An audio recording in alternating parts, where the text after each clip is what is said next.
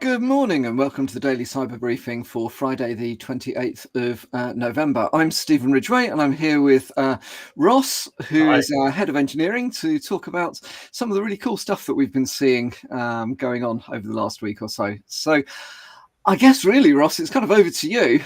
Yeah, fine. I'm sure we'll find lots of things to chat about as I go through. Oh, we will, undoubtedly. So I took a bit of a different angle at it this week, and what I was looking at before was kind of broad spectrum honeypots that we've got running. And of course, they get lots and lots of hits because they're broad spectrum, and they tend to include ports for web technologies and SSH and, your normal bog standard stuff. I decided to look at the other end of the pack and go for the honeypot that we host that gets the least hits. So we're talking about Conpot today, which has only had 776 hits in the last 7 days. So we're talking about incredibly low numbers. But the reason we're talking about incredibly low numbers is because we're talking about an incredibly specific field. We're talking about industrial control, which is what Conpot is designed to capture attacks for. There's kind of a lot of SCADA related stuff on there and, that sort of industrial level control. But the fact that there were only 776 means that it's much more likely those attacks were very specifically targeted towards industrial control systems rather than scattergun stuff that we see across the rest of the kind of wide spectrum honeypots. So I thought it would be interesting to look at, because we're not looking at people who are trying to steal credit card details. We're looking at people who are trying to turn off valves and switches, which is kind of more scary. Yeah, absolutely. So this is much more likely to be in the arena of nation state APT, maintaining the ability to do nasty stuff and cause disruption and general softening up type activities, I guess. Absolutely. And I mean, we know that IT is a basket case, so you can imagine that OT has only, got more, if not, excessive fair share of interesting corners, because it used to be when we used to talk about OT, we used to talk about a very small environment. It's a shop, or, it's a workshop, or it's some industrial plant or whatever. But obviously, as networks do, they start to touch each other very quickly. And they start to spread out. Oh, well, what if we had all of the factories on the same OT network across all the counties in the UK? And very quickly, these things spread out, and then people drop a PC onto an OT network, and then they need internet, and things go south very, very quickly. As we've heard of before plenty of times. But there's nothing much to say about the geolocation thing. The US, UK, China, Germany, and some other minor percentages. It's kind of all coming from more industrially developed countries, which is interesting. I don't know if there's any significance to that at all. It might be that the countries with more vested interest in the nation state sort of activity. I wouldn't like to comment. I'm not going to. It's difficult with this attribution of locality or nationality is very, very difficult to do. Anybody who's any good at the offensive stuff won't be using servers in their own region anyway. So absolutely. I often think it's probably wherever's got the cheapest deals on for a VPS this week. I suspect you're right.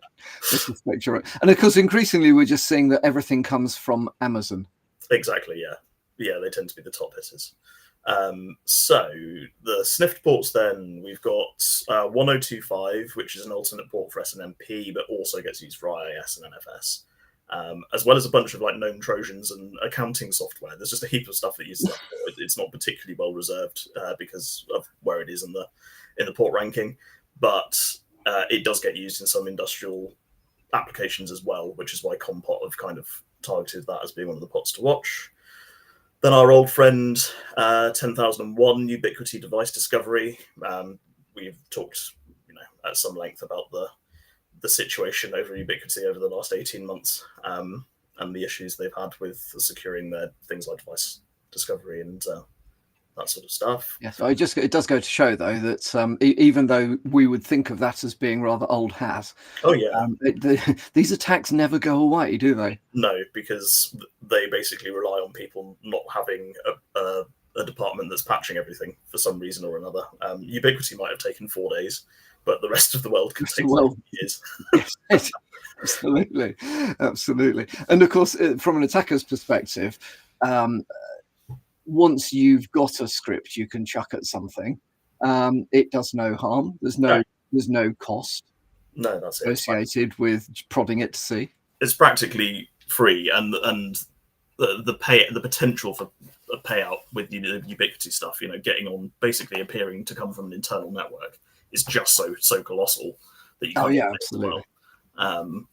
So that's Ubiquiti. We got 2404, which is a SCADA software stack port. So for the people in IT, who I think lots of you will be, and not so much in OT, SCADA stands for Supervisory Control and Data Acquisition. And it's a kind of OT automation and control system software stack for getting things into and out of PLCs and sensors and all of that kind of stuff that makes the industrial OT world go round. But it's often targeted as the gateway to kind of an entire OT network, because it kind of is.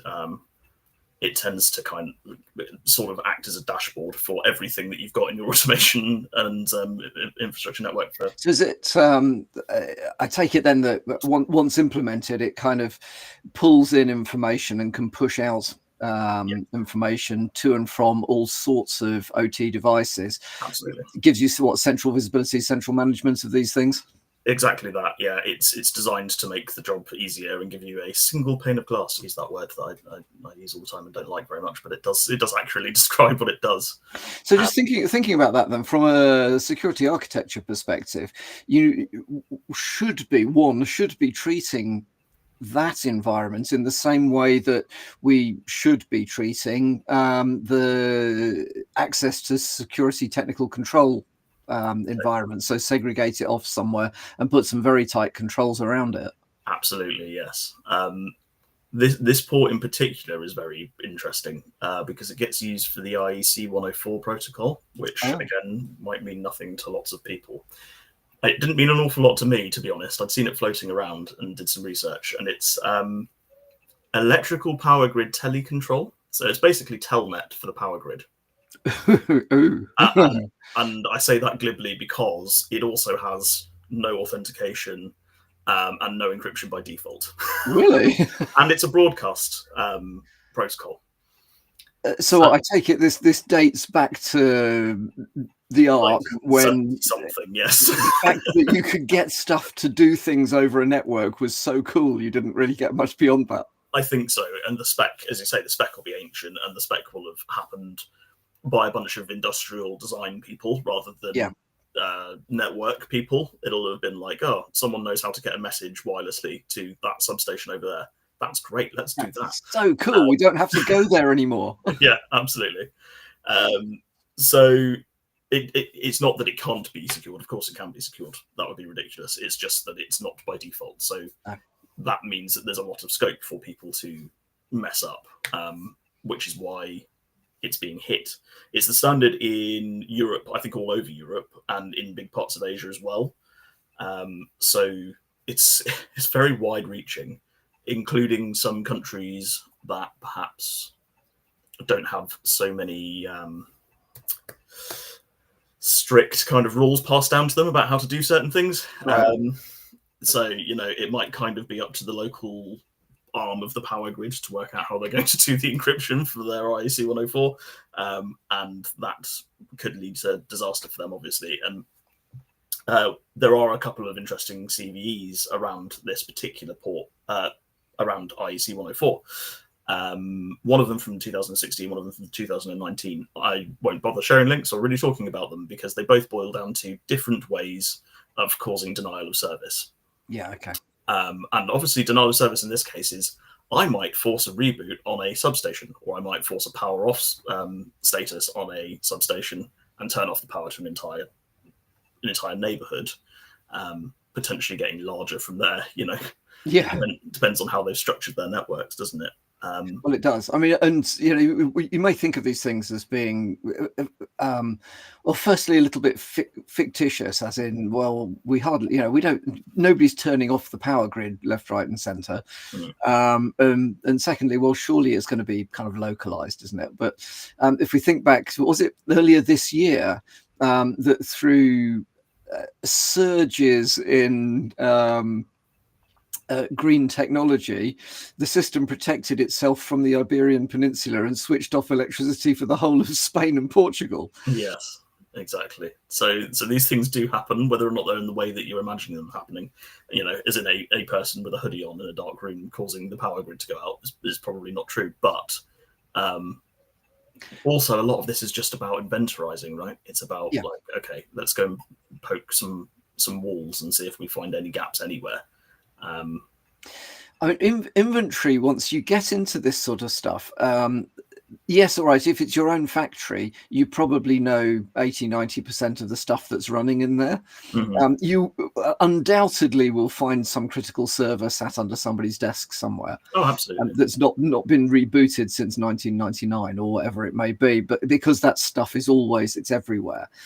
But once you get beyond the things that you feel like you have an ownership of, understanding the inventory of it becomes really complicated. I do remember a long time ago being like the first time I had to help a BT engineer cable up a circuit into a building in the city. It was.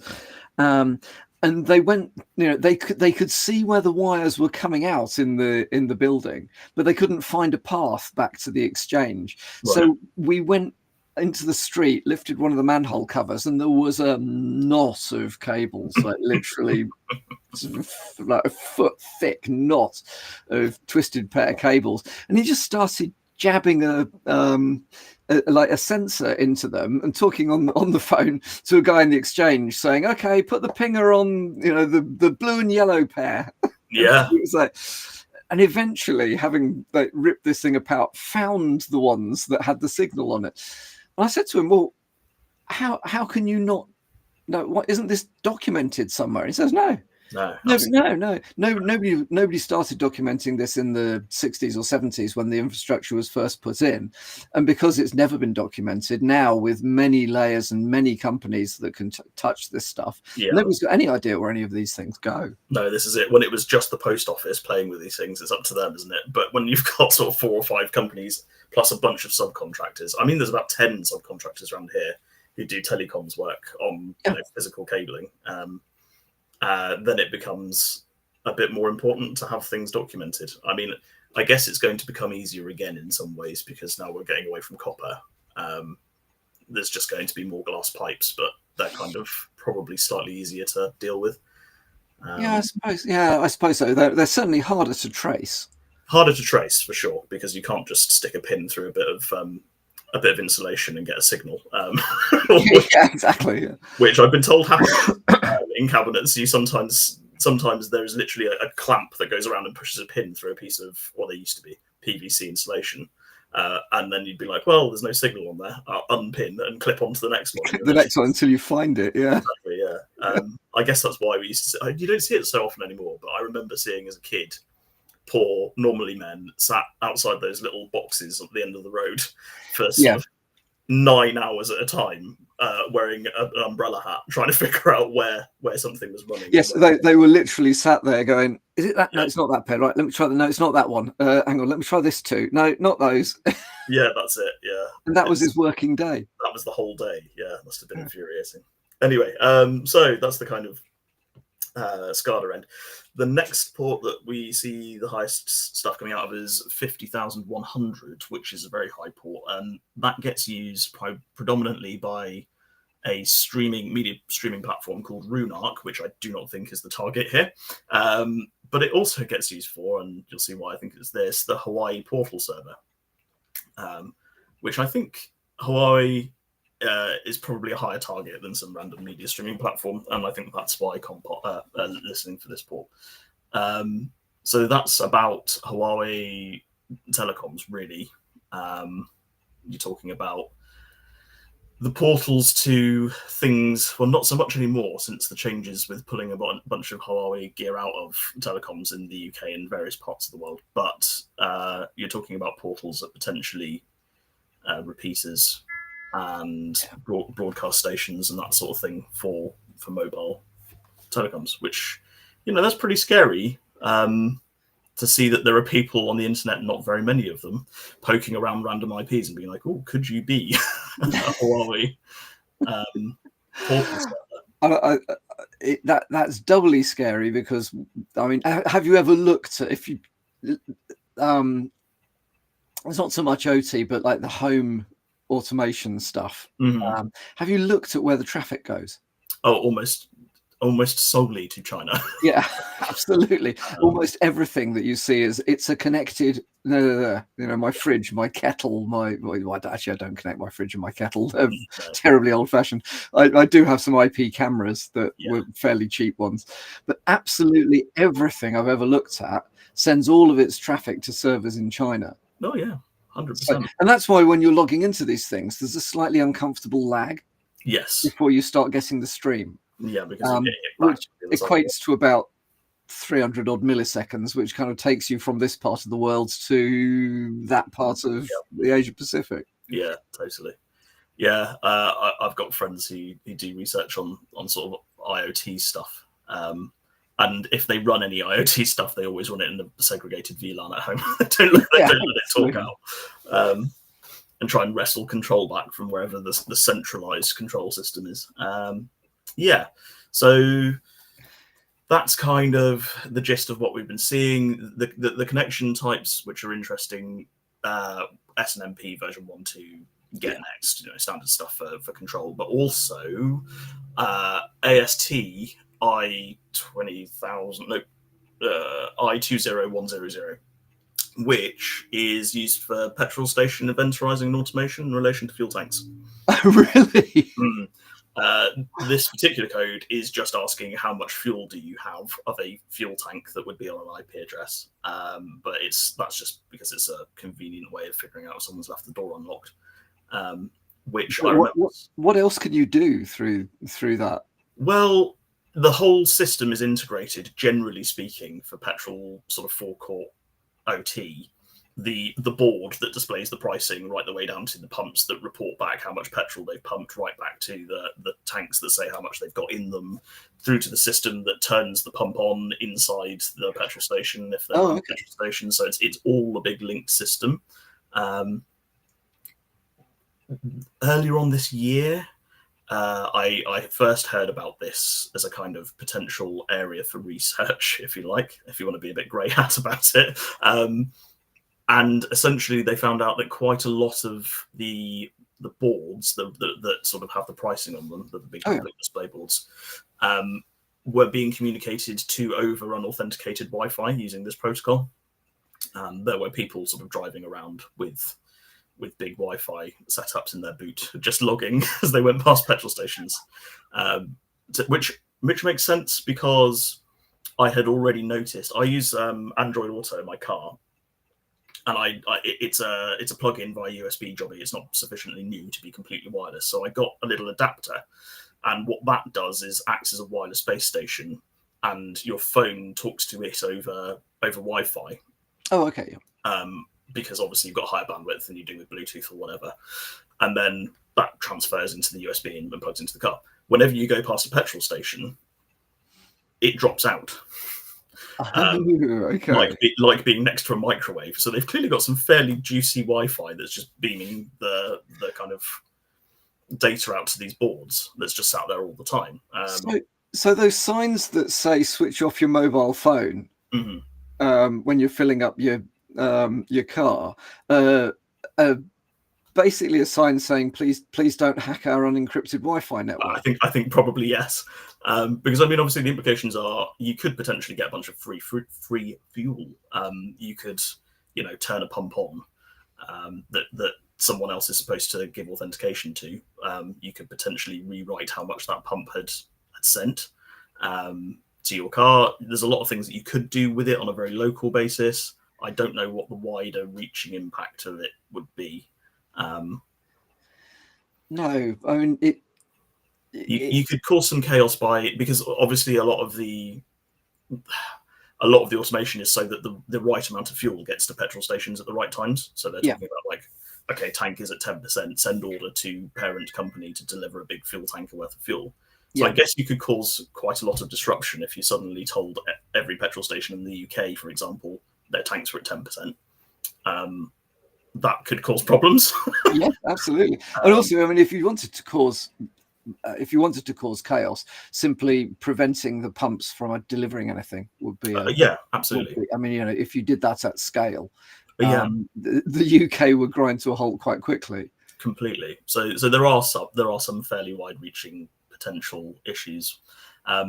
Fortunately, the bit that updates the sign tends to be relatively well segregated from the rest of the automation and control system in petrol stations, but it's not a given.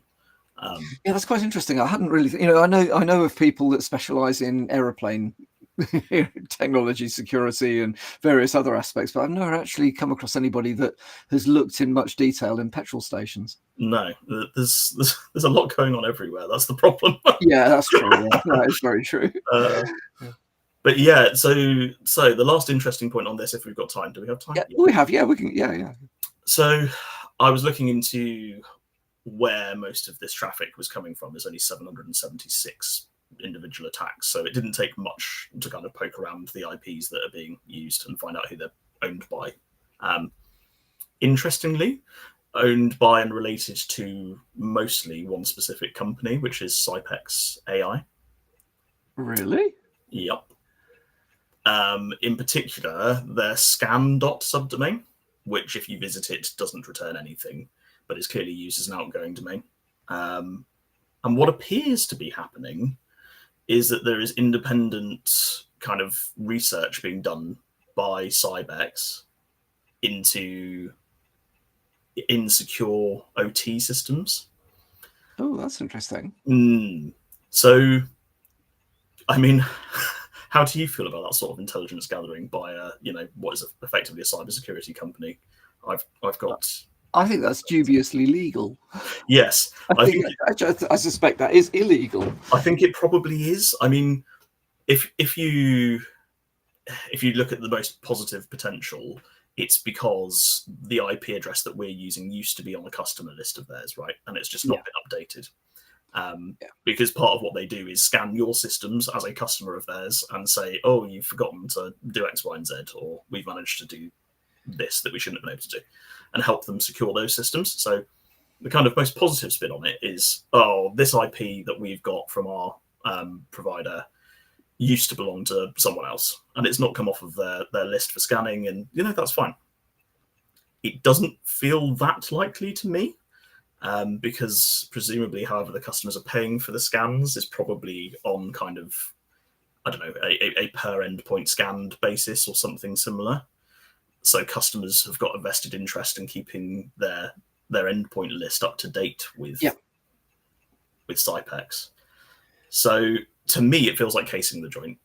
Obviously, we can't say for sure, but it feels a lot like someone driving down your road and seeing whose lights are off at 6 o'clock in the afternoon.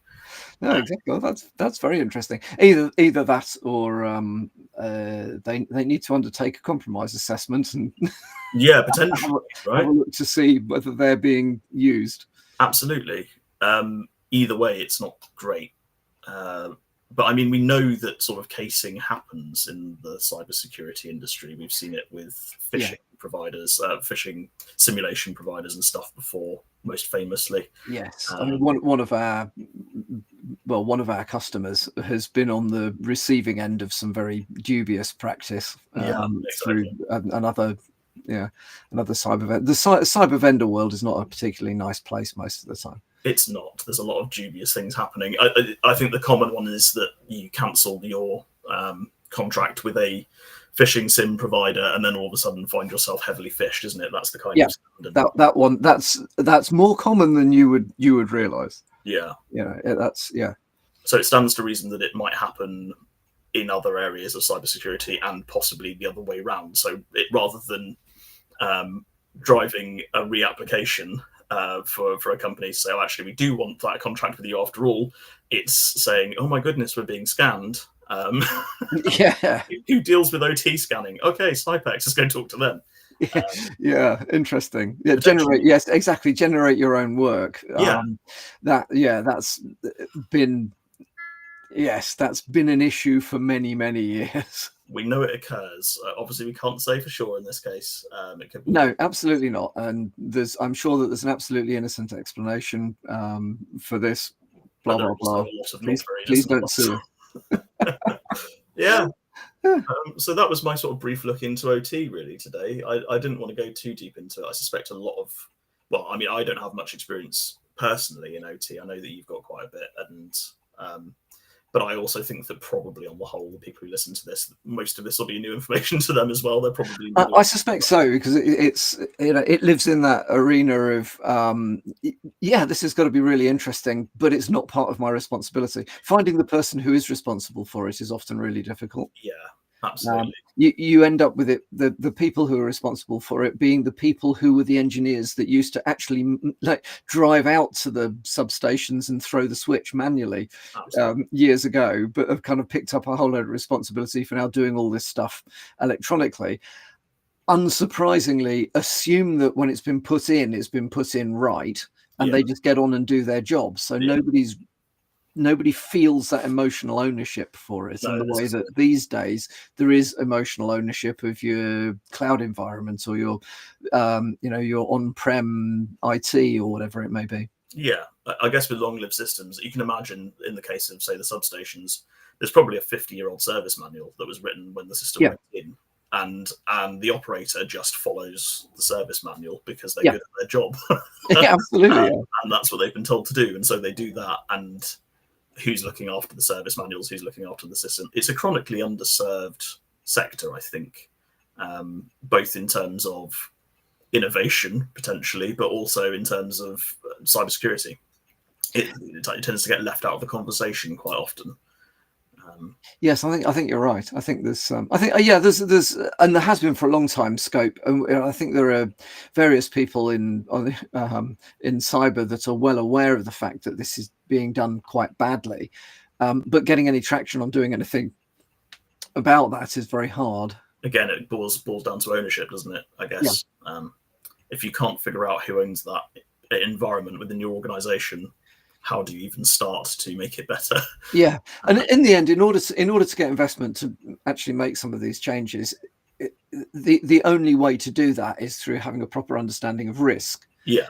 And I bet that there's a very large gap in understanding between the people in the particular business that are responsible for financial risks. All risks in the end are financial. Well, unless you were in the military, in which case people might die. But generally, all risks are financial risks, one way or another. Mm-hmm. But that's a very long way from being able to explain why having unencrypted Wi-Fi in your petrol station might generate. You can do it. Mm-hmm.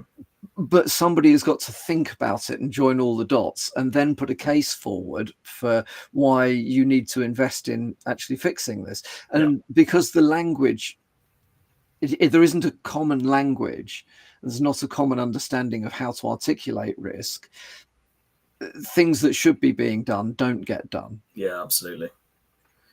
Yeah, it's a sector that I'd like to do more work in for sure. I think it's very interesting, and as we've kind of talked about a bit today, the potential impacts of OT breaches are colossal. I'm thinking about sort of social engineering. Yeah, what better place to do social engineering than somewhere with a vast and potentially ropey OT network? Shutting down supply chains is the new hotness. It is, absolutely, yeah. In cyber, that's this year. You could kind of sum up this year and say it's been about supply chain attacks. Yes, absolutely. Whereas, I know it's been a large proportion of for a while. It has become the de facto approach now. Yes, which is also the best, I think, one of the best areas to leverage as a nation state, probably. Absolutely. Yeah, and precisely, because, what I think one of the things that we've seen over the last year is a polarization between the cyber attacks, which are based on, in some way or other, a relatively immediate financial gain. So the ransomware type things. which has become more sophisticated. It's not just, we'll bring your network down and then you can't have it back until you pay us. It's like, well, we might leak your data, or we might, you might pay us not to leak your data, but we'll sell it on anyway. So there's a reasonably functional marketplace for all of that sort of stuff. At the other end of the scale, I think there is a lot of undocumented, unrecognized compromise with the intent on creating disruption at a future point. Yeah, I mean, so it's about maintaining an ability. And we've seen, I mean, there's that's not just an assumption. We've seen some of it. Was it 2014 or 16? 2014 or 2016 or something. The Russians testing some offensive stuff by switching off the grid in Ukraine prior to the invasions. Mm-hmm. So we know that this stuff goes on. But I think there has been a noticeable increase in the ability for nation-state APTs to cause disruption at will. Yeah, absolutely. Which I mean, it's very old-fashioned warfare, isn't it? It's siege warfare. You find a castle and you starve them out. Yes, absolutely. It is the same thing, just digitally, digitally actuated, even if the effects are still real world. So yeah, I mean, there's nothing new under the sun. No, that's absolutely true. Yeah, we're still fighting the battles from 1100. But yeah, totally. The weaponry changes a bit. That's about it, really, isn't it? It does. Ross, thank you so much for that. I found that really interesting. Hopefully, it's